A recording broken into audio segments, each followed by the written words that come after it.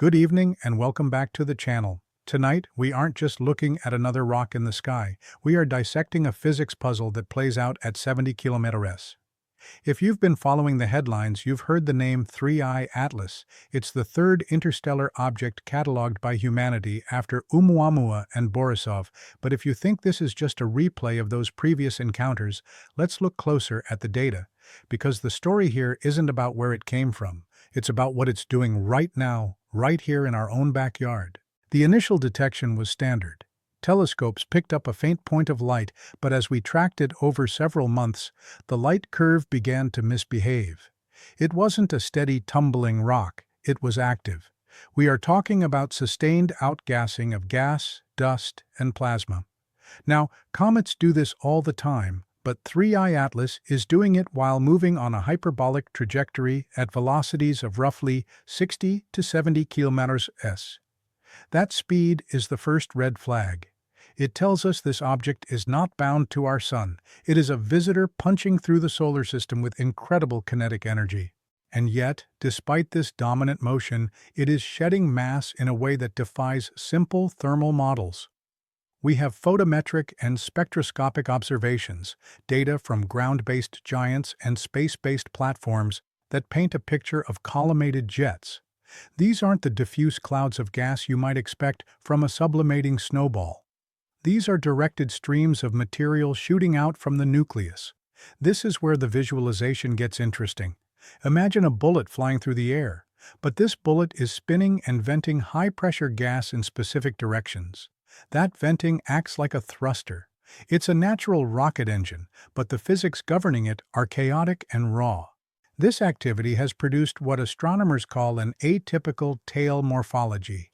In a standard comet, the tail points away from the sun driven by solar wind, but 3I Atlas has a tail structure that is complex, suggesting that the particles being ejected are heavy or they are being launched with significant velocity of their own, independent of solar radiation pressure.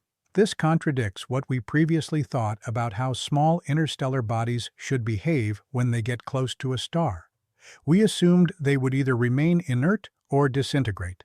3I Atlas is doing neither. It is evolving.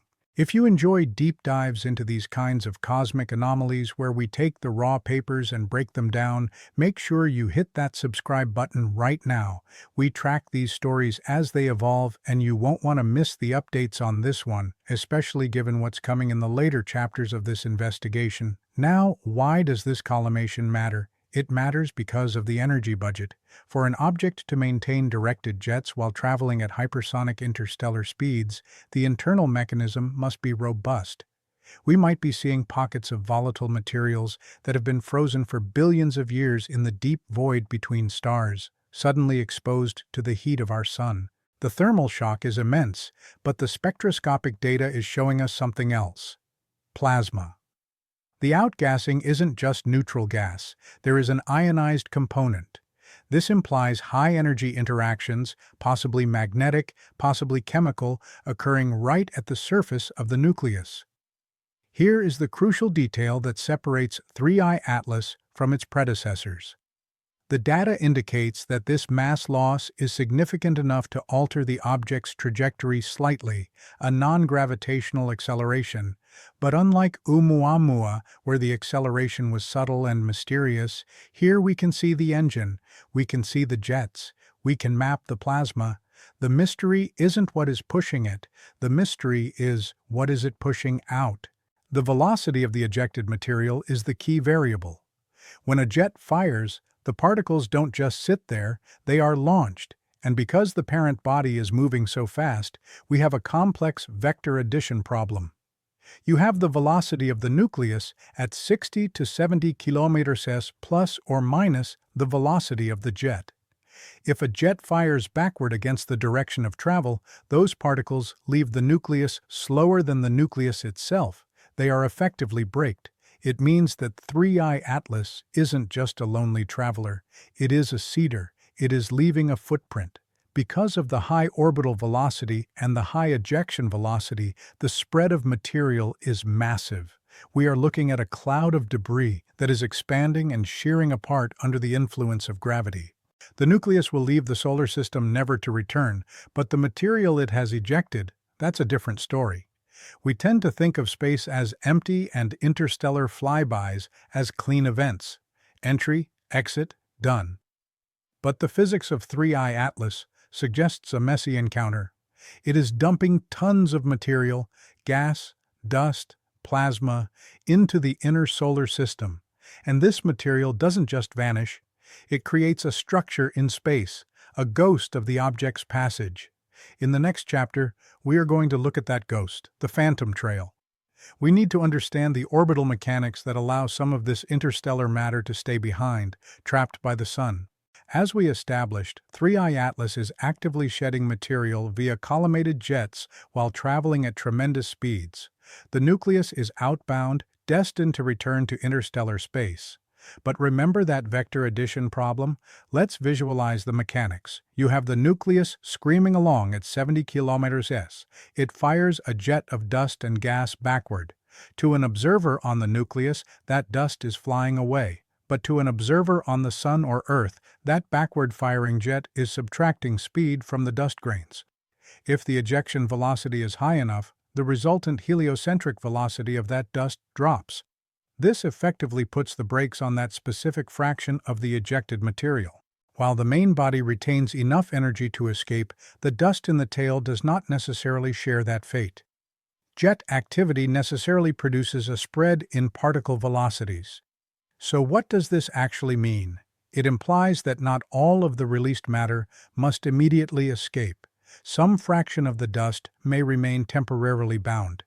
We are talking about a phantom trail, a diffuse, extended structure of interstellar material that gets left behind, caught in a gravitational limbo. The nucleus checks out of the hotel, but it leaves its luggage in the lobby.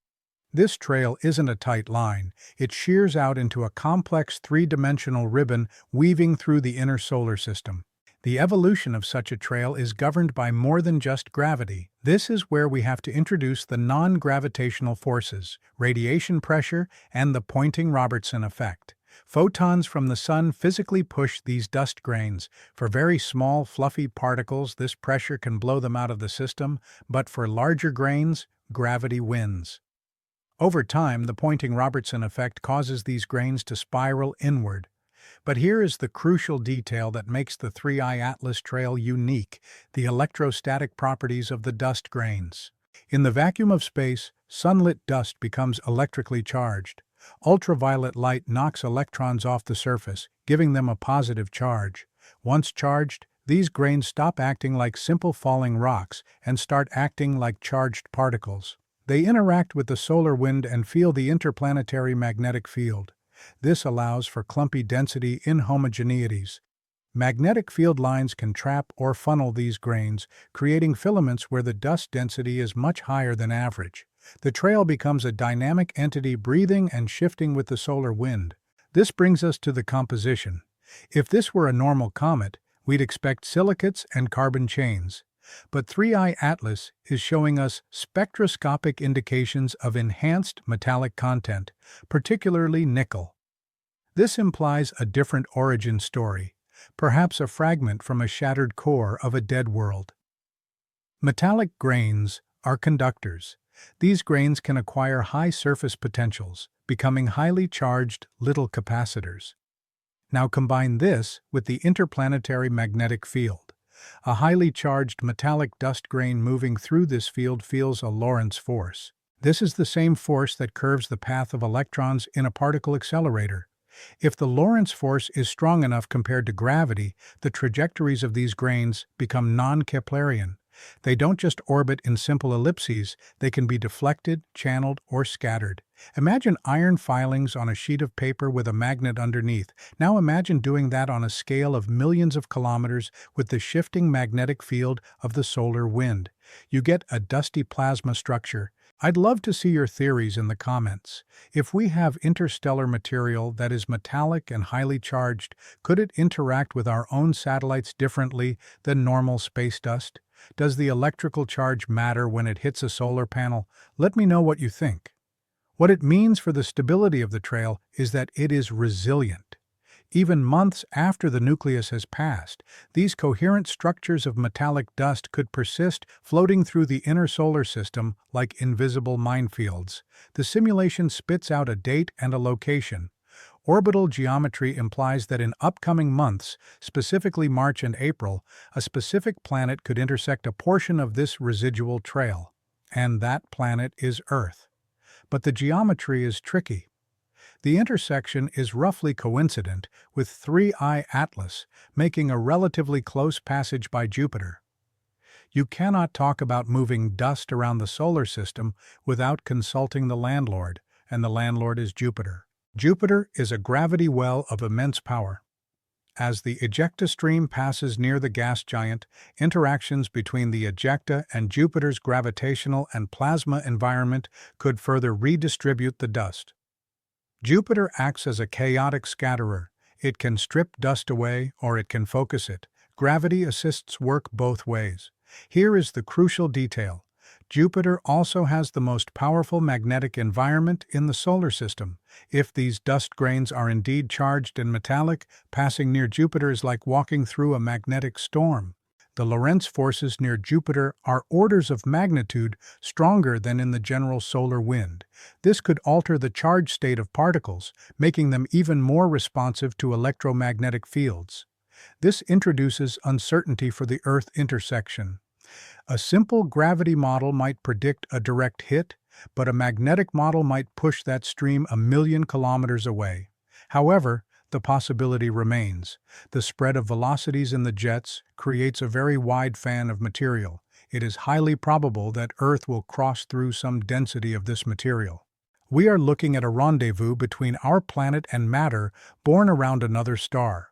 As Earth moves through its orbit in early spring, we effectively sweep through the zone where the trail is calculated to linger. Unlike a regular meteor shower, this is a one-time transient event. The encounter might last a few weeks. If it occurs, the consequences would be subtle and measurable. We aren't talking about fireballs ending civilization. We are talking about changes in the invisible environment of our planet. We could see ionization levels in the upper atmosphere fluctuate. When high-velocity dust hits the ionosphere, it vaporizes, creating free electrons and metal ions. This connects to our infrastructure. Aerodynamic drag on satellites in low Earth orbit is real. A dust encounter adds particle impact drag. For less likely but physically permissible scenarios, localized disturbances of the plasmasphere cannot be excluded. A micron-sized grain of nickel hitting a solar panel at orbital velocities packs a kinetic punch. It can cause pitting, degradation, or electrical shorts. It is important to emphasize that this is not a prediction of catastrophe, but a testable hypothesis. Even a null result would be scientifically valuable. If we fly through the path and see nothing, it tells us something profound about the mass of the ejecta and our models of interstellar dust. 3I Atlas offers a rare opportunity to observe interstellar material in a well-characterized environment. Usually we send spacecraft billions of miles to study this. This time, the sample is coming to us. The question is whether we will deploy sufficient measurements to turn informed speculation into data. Are we looking with the right radar settings? Are we monitoring the ionosondes? This is how science advances, by recognizing the moment the universe is offering a clue. 3I Atlas is that clue. It is a metallic, outgassing, high-speed messenger, and for a few weeks in March and April, it will be touching our world. If you found this deep dive valuable, please leave a like on the video. We will be monitoring the atmospheric data as we get closer, so stay tuned. Until then, keep looking up.